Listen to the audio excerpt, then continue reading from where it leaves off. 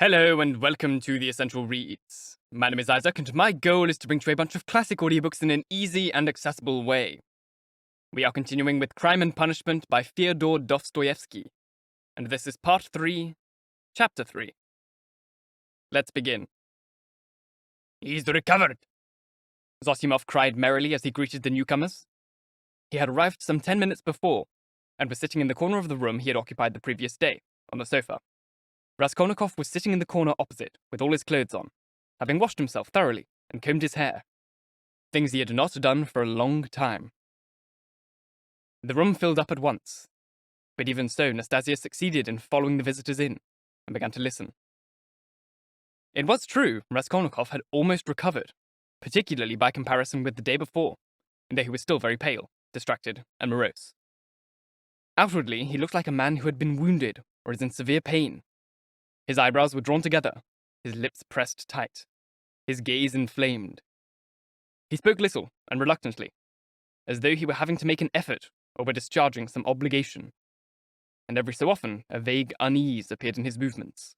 With a sling or a taffeta bandage, he would have entirely resembled a man with a bruised arm or a very painful finger abscess, or something of that sort.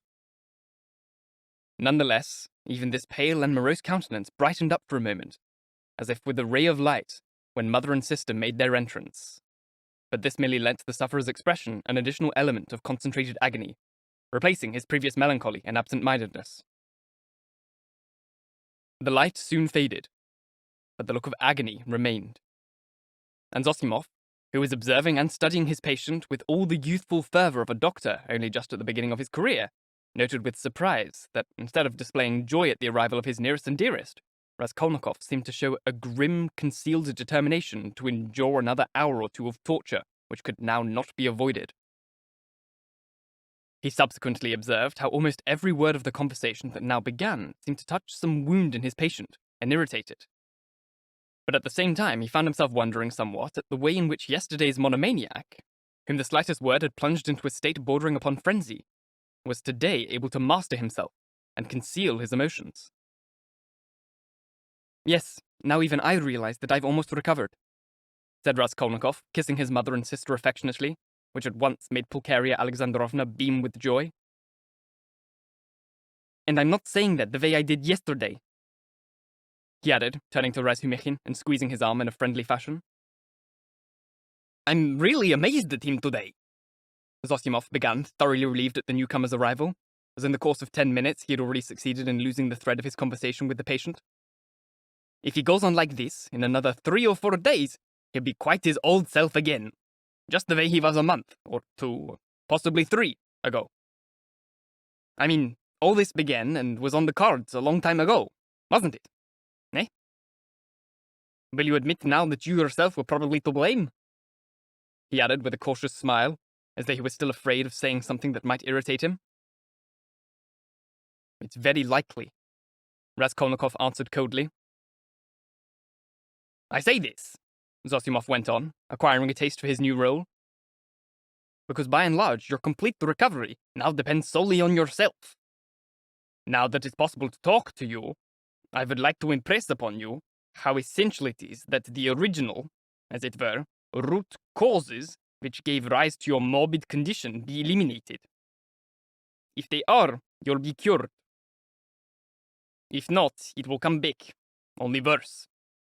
You're an intelligent man, and I'm sure you've been keeping an eye on yourself. I think the beginning of your disorder coincided to some extent with your leaving the university. It's essential that you not be left at a loose end. And that's why I believe that hard work and a firmly fixed goal would be of great assistance to you. Yes, you're quite right. Look, I'll be returning to university soon, and then everything will go like clockwork."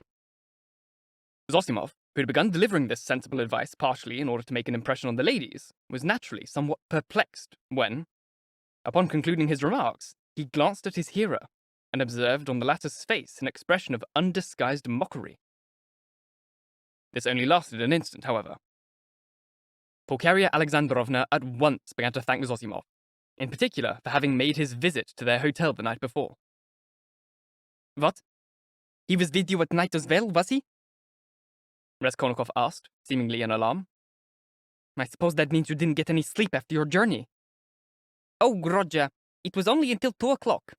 Even at home, Dunya and I never go to bed before 2. I don't know how to thank him either, Raskolnikov went on, suddenly frowning and lowering his gaze. Even disregarding the money side of it. Excuse me for mentioning that, he said, turning to Zosimov. I really don't know why I've deserved such special attention from you. I just don't understand. And because of that, I actually find it rather hard to accept. I tell you that in all openness. Now don't get annoyed, Zosimov laughed forcedly. Just suppose you're my best patient. Well, some of us, who are only just beginning to practice medicine, love our best patients as if they were our own children. And indeed, there are some fellows who practically fall in love with them. And I mean, I don't exactly have many patients.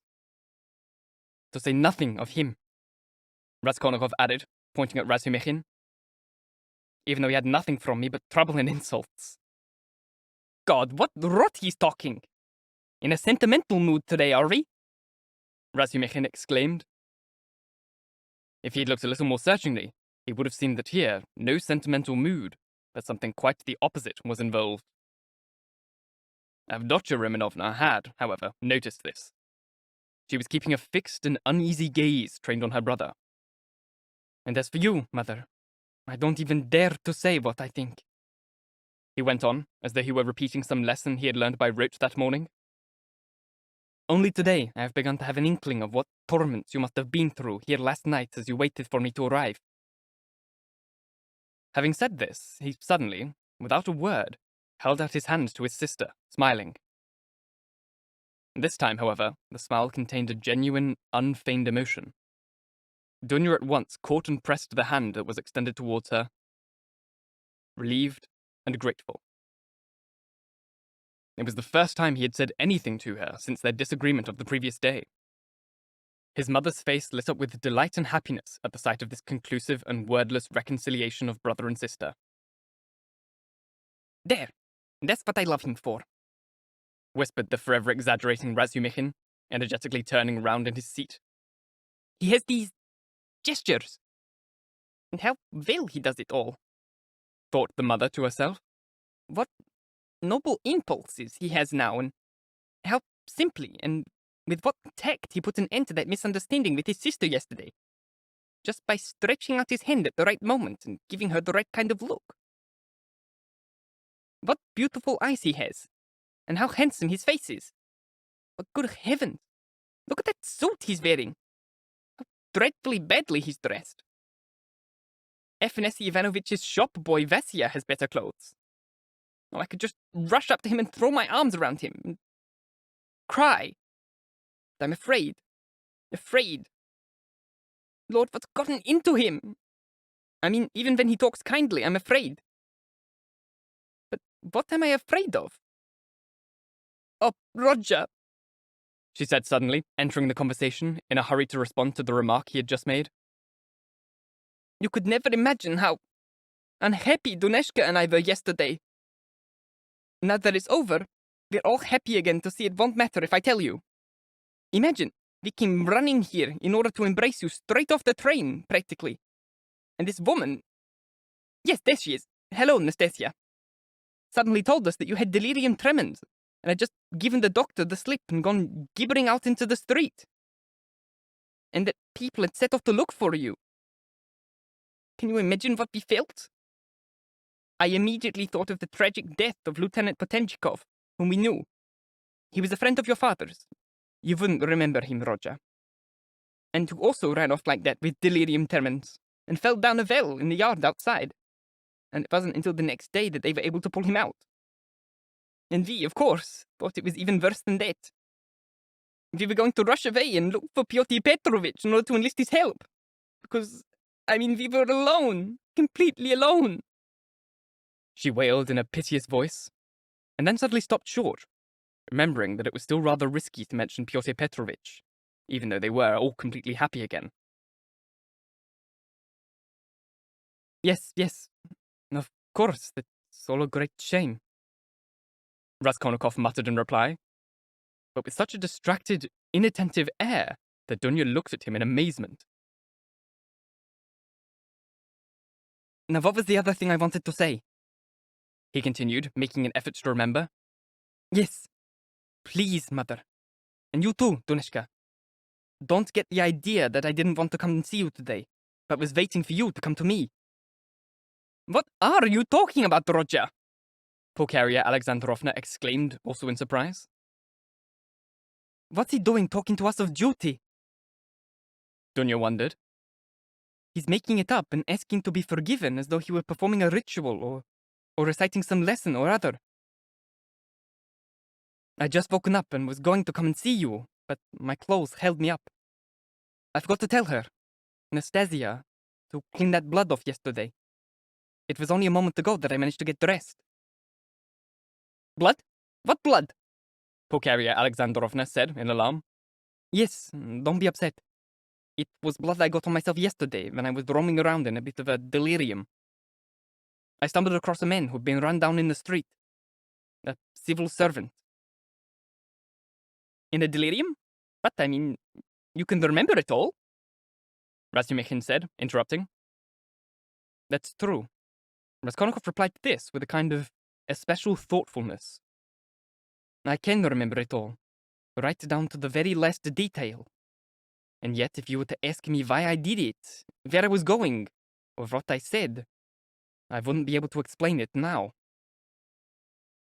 That's a very common phenomenon, Zosimov chipped in. The execution of the deed is sometimes masterfully done, in the most ingenious fashion. Yet the control of the individual actions that comprise it, the origin of those actions, is diffuse, and is associated with various morbid sensations. Rather like a dream. I must say, it's probably just as well that he thinks I'm practically a madman, Raskolnikov thought.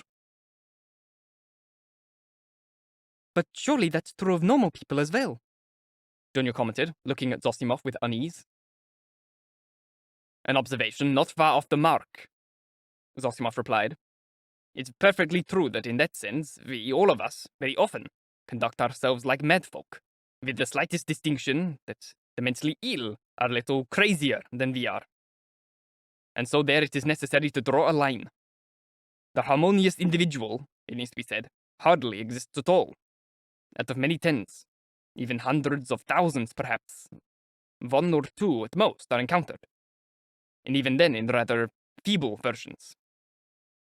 At the word crazy, which had carelessly escaped Zosimov's lips as he had become immersed in chattering about his favorite subject, everyone winced. Raskolnikov seemed to pay no attention. He sat brooding, a strange smile on his pale lips. He continued to weigh something over. Well, what about this man who was run down in the street? I interrupted you. Razumikhin asked quickly. What? Said Raskolnikov, seeming to wake up. Yes. Well, I got some of his blood on myself when I was helping to carry him up to his apartment. Incidentally, Mother, I did an unforgivable thing yesterday. I must have been quite out of my mind. I gave all that money you sent me to his wife for the funeral. She's a widow now, a pitiful, consumptive woman. She has 3 little fatherless children who are hungry. There's no food in the house. And there's another daughter, too. I think you yourself might have given them that money if you'd seen them. Of course, I realized I had no right to part with it, especially since I know how you'd got a hold of it. In order to help anyone, one must first have a right to do so. For if one hasn't... Crevez chien, si vous n'êtes pas content. He burst out laughing. Isn't that so, Dunya? No, it isn't, Dunya replied firmly. So you too have good intentions, he muttered, giving her a look of almost hatred and smiling with derision. I might have guessed. Well, it does you credit, I suppose. Good for you. If you reach a point where you can't go on, you'll be miserable. Yet if you do manage to go on, you'll be even more miserable. But that's all nonsense, he added irritably. annoyed at having got carried away without meaning to. All I wanted to say was that of you, mother. I ask forgiveness. He concluded sharply and abruptly. Enough, Roger. I'm sure that everything you do is wonderful, his mother said in relief. Don't be, he replied, twisting his mouth into a smile. A silence ensued. Running through the whole of this conversation, there had been a strained tenseness. It had affected silence, reconciliation, and absolution in equal measure, and they had all felt it. Why, it's as if they were afraid of me, Raskolnikov thought to himself as he gave his mother and sister a suspicious look. And it really was the case that the longer Pulcheria Alexandrovna kept silent, the more frightened she felt. I seemed to love them so much when they weren't here, flashed through his head. You know, Roger, Mafra Petrovna has died, Pulcheria Alexandrovna suddenly twittered out. Which Mafra Petrovna is that? Oh, good heavens! Mafra Petrovna, Svidrigailov's wife. I wrote so much to you about her. Yes, I remember. So she died? Oh, she hasn't really, has she? He said suddenly, starting as though he had woken up. Died of what? Can you imagine? It was so sudden. Pulcheria Alexandrovna got in quickly, encouraged by his curiosity. It happened just at the same time I posted that letter to you. That very same day. Imagine, that horrible man was apparently the cause of her death. They say he gave her a terrible beating. Did they really live that kind of life together? He asked, turning to his sister. Come on, mother. Let's at least get out of the room for a minute. No, quite the reverse, actually. He was always very patient with her. Polite, even. There were a lot of times when he made too many concessions to the kind of woman she was. Throughout all the 7 years they were married. In the end, he must have simply lost patience. You mean he can't really have been all that bad if he lasted out for 7 years? You seem to be trying to find an excuse for him, Dunya. No, he's a horrible man. I can't imagine anyone or anything more horrible. Dunya replied with something approaching a shudder, knitting her brows and beginning to reflect. That took place in the morning, Pulcheria Alexandrovna went on hurriedly. Afterwards, she immediately ordered the horses to be harnessed, so she could drive straight into town after dinner. As that was what she always did in such situations. They say she ate her dinner with a good appetite. After she'd been beaten? Well, you see, that was always one of her customs. And no sooner had she finished than, so as not to be late in setting off, she went straight off to the bathhouse. You see, she was apparently taking baths as part of some treatment. They have a cold spring there, and she used to bathe in it regularly, every day. And no sooner had she entered the water than she suddenly had a stroke. I bet she did, Zosimov said. And he had beaten her badly? Oh, come, that's neither here nor there, Dunya retorted. Actually, mother, I don't know why you're bothering to tell me all this nonsense, Raskolnikov said suddenly in an irritable tone, almost as if without meaning to. Well, my dear, I don't know what to talk about, burst from Pulcheria Alexandrovna. What is it? Are you afraid of me or something? He said with a distorted smile. It really is true, said Dunya, looking sternly and directly at her brother. When we were coming up the staircase, mother was actually crossing herself from fear. His face was wrenched by a kind of convulsion. And that month she made visit here practically by the minute. Oh, what's got into you, Dunya? Please don't be angry, Roger. Why did you say that, Dunya? Pulcheria Alexandrovna said in embarrassment. It's true that all the way here in the train I kept dreaming of how we were going to see each other again. How we would tell each other everything. And I was so happy that I didn't notice anything of the journey. But what am I going on about? I'm happy now. You really shouldn't say such things, Dunya. I'm happy just to see you, Roger. Yes, yes, mother. He muttered, embarrassed, avoiding her with his eyes and giving her hand a squeeze. There'll be time for us to have a good talk. Having said this, he suddenly grew confused and turned pale. Again, a certain recent sensation traversed his soul with a deadly chill. Again, it suddenly became quite clear and self-evident to him that he had just told a horrible lie.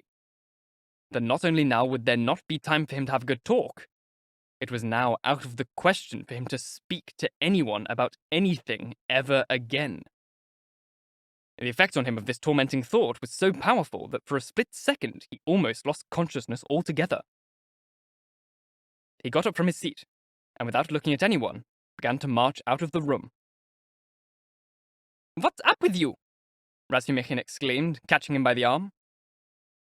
He sat down again, and began to look around him in silence. They were all looking at him in bewilderment. "Why are you all looking so glum?" he cried suddenly, without any warning. "Come on, say something! You can't go on sitting like that." "Well, let's hear you talk. Let's have a conversation. Here we are, all gathered together, yet we haven't a word to say for ourselves. Come on! There must be something." "Oh, thank God! For a moment I thought he was going to start behaving like yesterday," Pulcheria Alexandrovna said, crossing herself. "Come on, mother. What's wrong, Roger?" Avdotya Romanovna asked, suspiciously. "Oh, it's nothing. I just remembered something silly, that's all," he replied, and at once gave a laugh. "Oh, well, if it's just something silly, that's all right. Just for a moment there, I also began to think," Zosimov muttered, getting up from the sofa. "But it's time I was going. I may look in again, if I find you at home." He bowed to each of them in farewell and went out. "What a wonderful man," Pulcheria Alexandrovna observed. "Yes, he's wonderful. First-rate, educated, intelligent," Raskolnikov suddenly said in an astonishing patter of words, and with an animation hitherto almost unpreceded. "I can't remember where I first met him. It was some time before I fell ill. I think I met him somewhere. This is a fine chap, too," he said, nodding at Razumikhin. "How do you like him, Dunya?" he asked her, and suddenly, for no apparent reason, burst out laughing. "Very much," Dunya answered. "Oh, really, Roger? What an old swine you are!"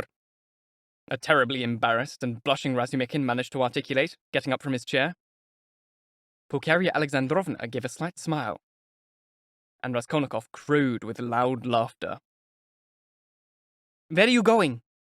"I've also got things to do." "No, you haven't. Just stay here. Just because Zosimov's gone doesn't mean you have to go too." "What time is it? Is it 12 yet?"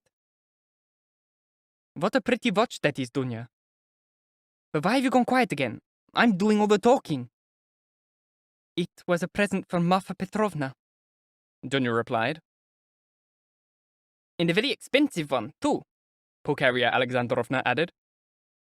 "I say, it's so big. Oh, it's almost not like a lady's watch at all." "I like watches like this," said Dunya. "So it's not a present from the bridegroom," Razumikhin thought, and for some unknown reason felt relieved. "I thought it was from Luzhin," Raskolnikov observed.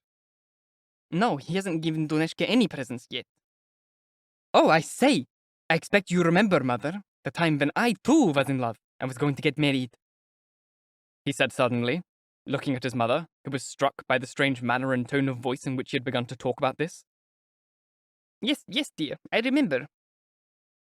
Pulcheria Alexandrovna exchanged looks with Dunya and Razumikhin. Yes. What else is there to say? I can't even remember much about it now. She was a sickly sort of girl," he went on suddenly, seeming to reflect and lowering his eyes. "Really not at all well. She was fond of giving to the poor, and she was always dreaming about joining a nunnery. She once actually burst into tears when she started to tell me about this. Yes, yes. I remember. I remember very well. She was such a plain little thing. I don't really know why I got so attached to her at the time. I think it must have been because she was always ill. If she'd been lame or a hunchback, I'd probably have fallen in love with her even more. He smiled reflectively. Yes, it was sort of a spring fever. No, it wasn't just a spring fever, said Dunya animatedly. He gave his sister a hard, intent look, but seemed not to catch what she had said, or possibly not to understand it. Then, in deep reflection, he got up, went over to his mother, gave her a kiss, returned to his place, and sat down. You love her even now, Pulcheria Alexandrovna said, touched. Her? Now? Oh, yes. You're talking about her. No. Now, it's as if it had all happened in another world. And so long ago. And it's as if everything around me were happening somewhere else. He gave them a considering look. There you are too. It's as if I were looking at you from 1,000 miles away. But the devil knows why we're talking about this. Why ask me about it in any case? He added with annoyance and fell silent, biting his fingernails and lapsing into reflection once more. What a horrible room you've got, Roger. It's like a coffin. Pulcheria Alexandrovna said suddenly, breaking her painful silence. I'm convinced it's half because of this room that you've become such a melancholic. This room? He replied absent-mindedly. Yes, this room is responsible for quite a lot of things. I've also thought that. Oh, but if you only knew what a strange thing you said just now, Mother. He added suddenly, with a peculiar ironic grin. If this had gone on much longer, the company he was now in, with these members of his family whom he had not seen for 3 years, the family tone of conversation, coupled with the utter impossibility of actually discussing anything, would have ended by becoming quite intolerable to him. There was, however, one urgent practical matter that he must decide today, in one way or the other. So he had determined earlier on awakening. Now he felt relief in the practical, as a way out of the situation. Look, Dunya, he began seriously and coldly. Of course I'm sorry about the way I said goodbye to you yesterday. But I feel it's my duty to remind you again that I meant what I said. It's either me or Luzhin. I may be a villain, but you mustn't go down that road. That jumped-up nobody. If you marry Luzhin, I'll stop regarding you as my sister. Roger! Oh no, now you're acting the way you did yesterday. Pulcheria Alexandrovna wailed piteously. And why'd you keep calling yourself a villain? I can't bear it. You said the same thing yesterday. Brother, Dunya replied firmly and also coldly. Somewhere, in all this, there is an error on your part. I thought about it all last night, and I believe I know what that error is.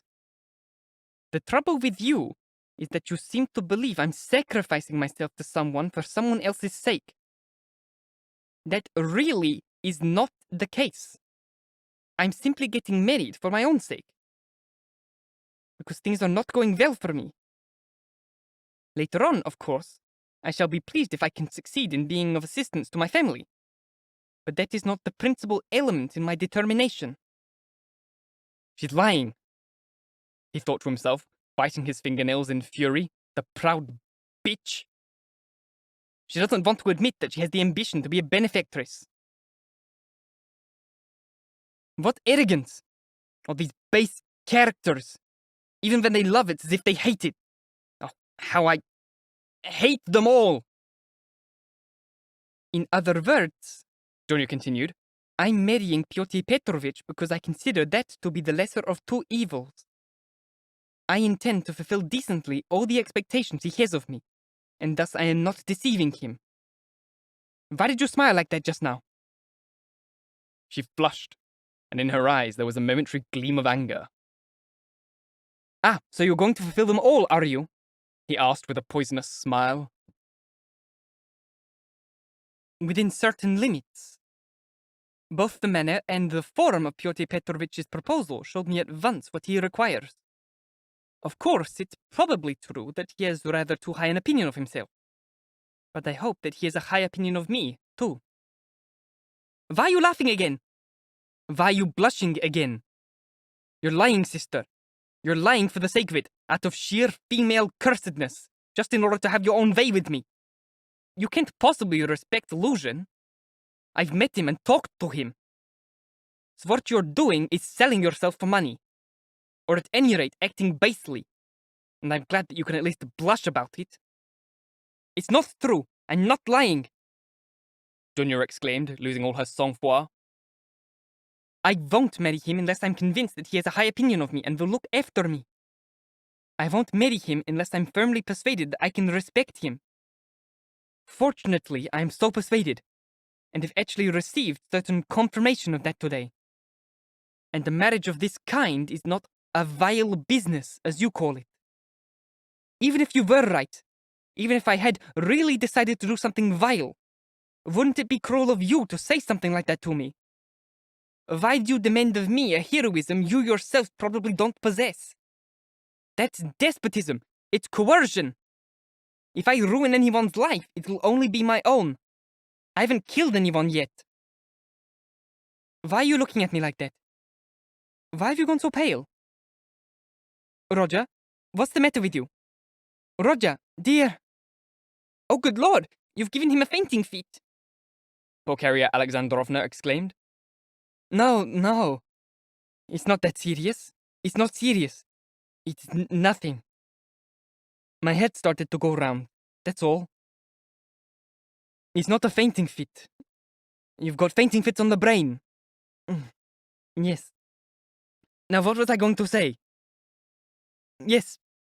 What is this certain confirmation you received today that makes you able to respect him and know that he has a high opinion of you, as you said?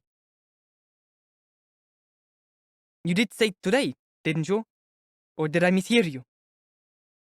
Mother, show Roger Pyotr Petrovich's letter, Dunya said. With trembling hands, Pulcheria Alexandrovna gave him the letter. He took it with great curiosity, but before unfolding it, he suddenly looked at Dunya with vague astonishment. "It's funny," he said slowly, as though a new idea had suddenly occurred to him. "Why am I getting so worked up? What's the fuss about? Go and marry anyone you like." He said it almost to himself, but spoke the words out loud, and looked at his sister for a moment or two, seemingly perplexed. At last he unfolded the letter, still remaining an air of strange and vague astonishment. Then slowly and attentively he began to read it, and read it through twice. Pulcheria Alexandrovna was in a state of peculiar anxiety, and indeed they were all waiting for something peculiar to happen. "I find this surprising," he began after some reflection, handing the letter back to his mother, but not addressing anyone in particular. "I mean, he's a man of business, a lawyer, and even talks in that special way, with a bit of a flourish. Yet he writes like an illiterate." They all shifted uneasily. This was not what they had been expecting. "Oh, they all write like that," Razumikhin observed curtly. "You've read it too, have you?" "Yes. We showed it to him, Roger. We asked for his advice earlier." An embarrassed Pulcheria Alexandrovna began. "It's actually written in a judicial style," Razumikhin cut in. "Judicial documents are still written like that." "Judicial?" "Yes, that's right. A judicial business style. Not exactly illiterate, but not what you might call literary either. A business style. Pyotr Petrovich makes no attempt to conceal the fact that he was brought up on a shoestring, and actually boasts of having made his own way in the world," Avdotya Romanovna observed, slightly offended by her brother's new tone. Well, if he boasts of it, there must be something in it. Don't let me contradict him. If you ask me, sister, you're offended because after reading the whole letter, I could only find such a frivolous comment to make, and think I started talking about such trifles in order to upset you, because I'm annoyed with you. On the contrary, with regard to the style, there occurred to me an observation that is not all out of place in the present context. There's a certain expression there. You will have only yourself to thank, which puts it all very clearly and succinctly. There's also his threat to walk out if I show up. That threat is nothing more or less than a threat to abandon you both if you don't obey him. And do it to you now, when he's brought you all the way to St. Petersburg. Well, what's your opinion? Don't you think you ought to be offended at such an expression from Luzhin, every bit as much as if he had used it? He pointed to Razumikhin, or Zosimov, or any of the rest of us. No, Dunya replied, growing animated. I realize very well that that bit was put too clumsily, and that perhaps he's not all that gifted at writing. It's very clever of you to spot that, Roger. I actually didn't expect. It's put in judicial language. And in judicial language, that's the sort of thing they say. And I dare say it came out more crudely than he'd intended. But I'm afraid I'm going to have to disillusion you a bit. There's another expression in that letter. A certain slanderous remark about myself. And a pretty vile one, too. I gave that money yesterday to a consumptive and broken widow, and not on the pretext of funeral expenses, but precisely in order to help her cover them. And I didn't put the money in the hands of the daughter, an unmarried woman, as he writes, of immoral behaviour. And one, incidentally, whom I saw yesterday for the first time in my life, but gave it straight to the widow. In all this, I see an over-hasty desire to blacken my name and make me quarrel with you. It's again expressed in judicial language. That's to say, with an all too obvious disclosure of the intended aim, and with a haste that's too thoroughly inept. He's a clever man, but in order to act cleverly, cleverness alone is not enough. It all bespeaks the man, and I don't really think he has a high opinion of you. I'm telling you this solely for your own edification, because I sincerely wish you well. Dunya made no reply. Her decision had been made long ago, and she was simply waiting for it to be evening. So what have you decided, Roger? Pulcheria Alexandrovna asked, disturbed even more than she had been the previous day, the source of her fresh anxiety being this new and suddenly adopted business-like tone of voice. What do you mean, decided? Well, Pyotr Petrovich says in his letter that he doesn't want you to be present this evening, and that he'll leave if you come. So, will you? I must say, I think it's not for me to decide, but for you, if Pyotr Petrovich's demand doesn't seem offensive to you. And secondly, for Dunya, if she is also not offended by it. As for myself, I will do what you prefer, he added coldly. Dunya has already decided, and I agree with her completely, Pulcheria Alexandrovna hurried to insert.